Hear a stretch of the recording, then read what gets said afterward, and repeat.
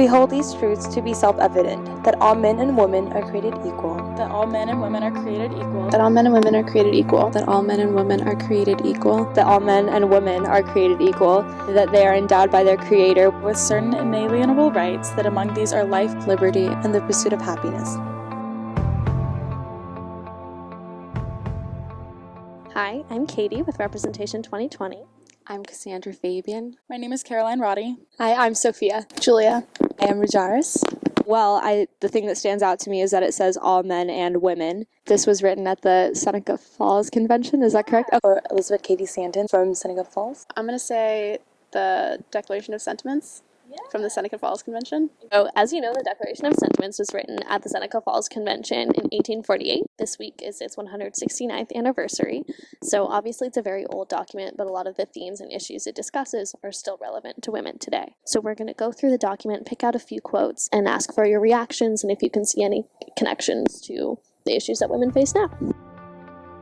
He has compelled her to submit to laws in the formation of which she had no voice. Still extremely relevant, unfortunately, today. Wow, okay, so what that makes me think about her having no voice is how, you know, women don't really have a seat at the table per se. Honestly, there's not a lot of women in the government. We see a lot of rooms where men are making decisions about women, specifically women's rights and reproductive rights that they aren't having a voice in. Most of the power is held by men, especially laws that affect us. 51% of the population in America is women. And yet we still have relatively little voice in government in terms of actually making the laws that are governing our day-to-day lives. You know, we're less than 20% of Congress. Only 19% of Congress is female. Regardless of what the woman's stance is on an issue, her voice needs to be heard in a room, especially in 2017.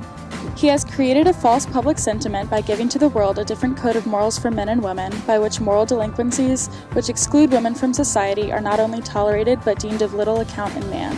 So what jumps out to me here is double standards. Men and women are raised so differently and treated so differently, and so many double standards exist. As we all know, there's a lot of sexism and double standards in men and women. Women and men are kind of forced to live by different codes. If a woman is assertive, she's bossy, she's being shrill, but if a man is bossy, he's just being, the boss, he's in charge. We are not seen as equal, that we are seen as very separate. We don't have the same rights as they do. We're getting paid less and we can put in the same work. Women are subject to certain roles and that they should be in their respective place. It's just that's the way life works. Get over it. He has endeavored in every way that he could to destroy her confidence in her own powers, to lessen her self-respect, and to make her willing to lead a dependent and abject life.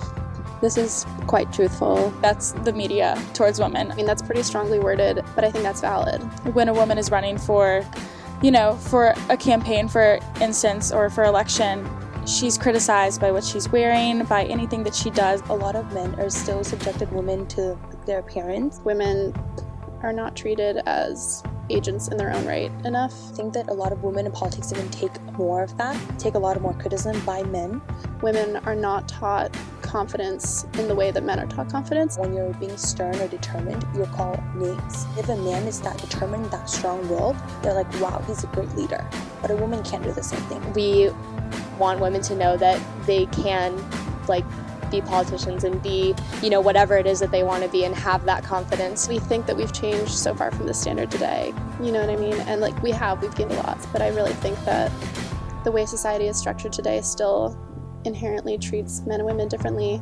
We can't really have a conversation about our nation's future without, representation. So I think women running for office really have to assert their confidence and really have to take a stand for themselves in a way that can seem very daunting, but I think it's one of the most important things. It's important for women to inspire everyone, especially other women, that, maybe they don't need to submit as much anymore, because I think that we've grown past that.